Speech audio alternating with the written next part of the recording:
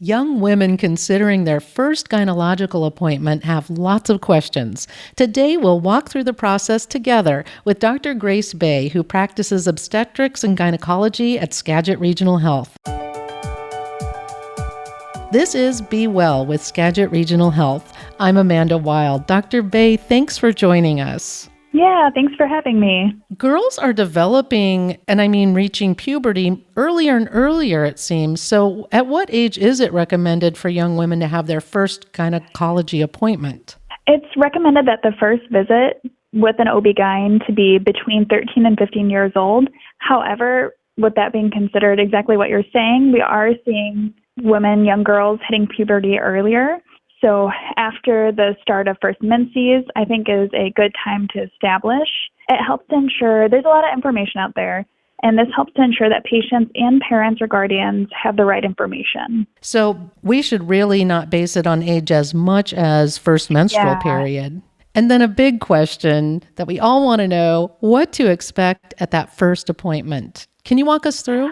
Yeah, I feel like this is where most of the anxiety comes from, because anytime somebody thinks about going to the gynecologist, they expect a pelvic exam, and in the vast majority of cases, your first visit is not going to involve a pelvic exam. The first visit's primarily just a conversation between the patient and the provider, where you can find out what to expect, what's going to happen at future visits, and getting information about how to stay healthy. You can ask questions about your body, growing up, and sex. Your provider will typically ask a lot of questions about you and your family. These questions may seem personal, such as questions about your period or sexual activities, but this information is important for the provider so that they know how to best care for you. So first visit, you can expect a discussion and then typically a general examination, so head to toe, heart, lungs, pushing on the belly, but not a pelvic examination, unless you're having a specific concern. Now, why is it important for teens to establish OB/GYN care at this age? It's important because there's a lot of changes going on in teens' lives at that time. And again, with there being so much information out there right now, it's hard to know which information is accurate. So having that one-on-one visit with a healthcare provider ensures that you're getting the most accurate information. And who else should be present at that visit? If the child is a minor, should the parent be present? So for that visit, I do typically recommend that either a friend or a family member comes with the patient. However, with that being said, at some point during the appointment, the provider will ask that your support person step out so that the more personal questions can be asked and that patients feel more comfortable with providing that information. That information is going to be kept confidential. The only time when this information would be shared is if there were a direct concern for the patient's well-being. So if you're a minor going with the parent and the parent steps out, whatever is talked about in that room remains totally confidential and doesn't go to the parent or outside of the room? Yes, does not leave the room. Now, what are some common questions you get asked by teens at their first visit? The main thing, typically at the start, there's not many questions, but I like to go over things that are good to talk about with your gynecologist. And those topics are cramps, problems with periods, acne, weight, sex, sexuality, gender identity, birth control options, contraception, sexually transmitted infections, alcohol, drugs, smoking, emotional ups and downs are just some of the things.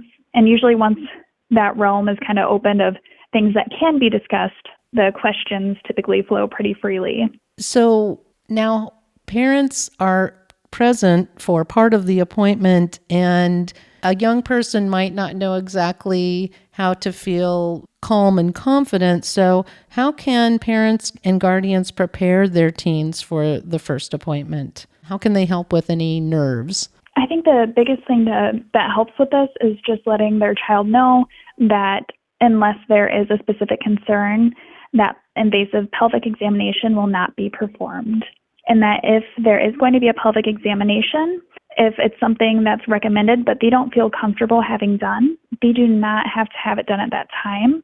And during the exam, they will have either another clinic worker in the room with the provider, and they can also have their support person with them in the room. That if they are uncomfortable with the examination, again, does not have to be performed at that time. It can be performed later on or just deferred. And once teens have had that first visit, what can they do to be proactive about gynecological care? After that first visit, I think it's important to once a year just do a general check-in to see how everything's going. It's also important to know that even if at your first visit you're not sexually active, if later on you become sexually active and you want a screening test done, most of that testing is actually done through urine test. And once you've established care, you don't actually need a formal appointment. You can stop in for a nurse visit to leave that urine sample for that sexually transmitted infection testing, pregnancy testing, anything along those lines. So you really try to make sure all these services are accessible. Yes, keeping things easily accessible. Dr. Bay, thank you so much for addressing the mixed feelings and the questions and anxieties that we've talked about so that as parents and teenagers, we can confidently approach this stage of life. It's really very helpful. Oh, yeah, you're welcome. Just hoping to make it more accessible to people and make people feel more comfortable with coming into their first gynecology appointment because it is so important to establish that care. Yeah, and it's great that you've taken some of the mystery away. And it's something now, like I said, we can approach confidently and feel that we're in control. And as a patient, that really matters. Yeah. We've been talking about women's health and teen health with OBGYN Grace Bay. To learn more, visit SkagitRegionalHealth.org. Thanks for listening to Be Well, the podcast from Skagit Regional Health. And if you found this podcast helpful, please share it on your social channels and check out the full podcast library for topics of interest to you. I'm Amanda Wild, and we'll talk again next time.